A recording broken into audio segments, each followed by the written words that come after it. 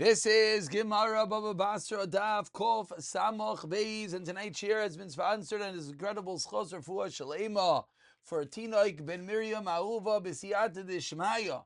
The koyach ha'tayra should continue improving, showing the ultimate Yeshuais that will come through such a koyach b'siyata d'shmaya. We're holding 3 lines from the bottom. Kof Samach Aleph Amid Beis, and today's shir really connects us back to the beginning of yesterday's shir, which was the shita of Rav Yochanan in discussing different mechikos, different forms of erasing the document, what is possible, what is kosher and not. Says the Gemara, Rav Yitzchak bar Yosef, Rav Yochanan, 3 lines to the bottom, Kuf Samach Aleph Amid Beis. Kol HaMechakin Kulim, all forms of erasing, Sarech Sheyichtov. The cipher has to write at the end of the document, Vidin ki yume hoin. And this is their certification. And then the cipher goes and lists all the different forms of erasings, meaning he writes Vidin ki yume hoin, and then proceeds to list any time that something was erased throughout the document in order to ensure that there is no confusion. We'll take a moment to glance at the Rashbam, about 20 lines to the bottom, in which he explains to us that he doesn't say the word vidin, upirish. Kol ha-mechakis she'einon b'makim sharir v'kayam, darinu la'el, to kesherim. Anytime you're going to have something that's erased which is kosher, sarch l'kaimon b'soif hashtar. Lifnei shar v'kayim, she'meinu mikuyam, and if you don't list him, einon so that is what you have to do to ensure the validity of such a shar. Says the Gemara, 1 second. What about the fact that in the shita achrayna, the last line of the shtar, you have to restate the entire shtar b'shita achrayna? So how do you do that if you're busy writing all the different items that were erased? My time, what's the reason? Says the Gemara as we turn over to Kuf Samach Beis Amid Aleph.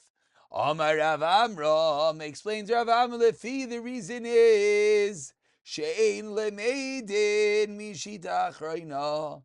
We do not learn from the last line, and therefore that's the line that is used as a review. And the Rashbam says, why? No, it's going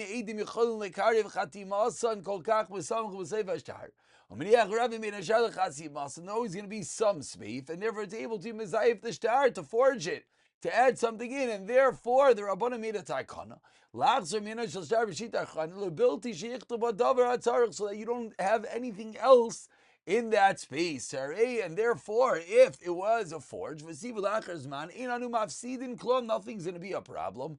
Why? Because you don't learn anything from this last shtar that is added in that blank space in the shita achrayna ben shar leidim leimayla v'leimayre shein leidim v'shita achrayna, and therefore b'shein kasav b'shtar shar v'kayim mayri tomi dinner shar v'kayim. But the last line is not going to be mayla or mayri. It's not going to detract or add anything to the shtar. Says the Gemara, I'll bring you a right. Rav Amram, do you know this thing? That we don't learn anything from the shita achrayna. The last line is just restating that which was.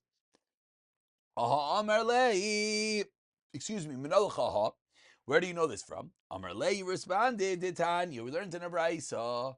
If the edim were distanced 2 lines from the text, possible. Shita achas, 1 line, it's going to be kosher. And now the Gemara articulates what is the difference to shita achas and shtei shita. Ma'ishra shitin, it's no gedilma mizayef because of shita achas nami. Mizayef because of. We also have to be concerned in 1 line that maybe he'll forge it. Elola, but rather one must be the reason proves the Gemara. Shema mina lemida mishita achrayna. Shema mina. You don't learn anything from this last line. That's the reason 1 line will be kosher, 2 lines will be not. A raya to the sheet of Rav Amram.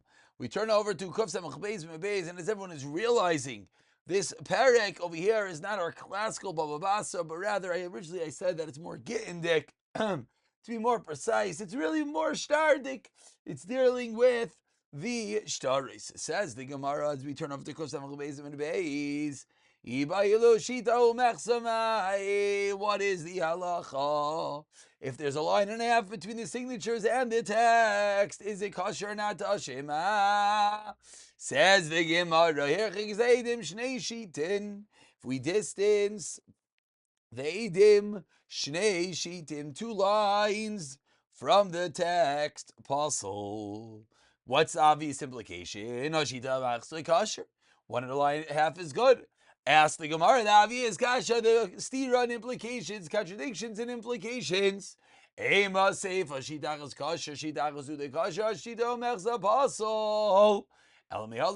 We know we can't bring a raya from here. So says the Gemara, okay, tachlis ma'ave Allah, what's the maskana? Tashema de Tanya.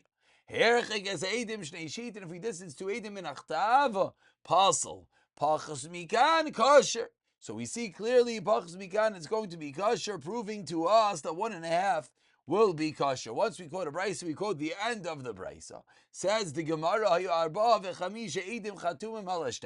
there are 4 or 5 edim that are signed on a shtar. One of them is karav or apostle, a relative or someone who's apostle edus. Tizkayim edus b'shtar, you could be mekayim the shtar with the rest of the signatures. Says the Gemara, this brisa is Messiah Chizkiah. Chizkiah teaches us malu bekrayvim kasher.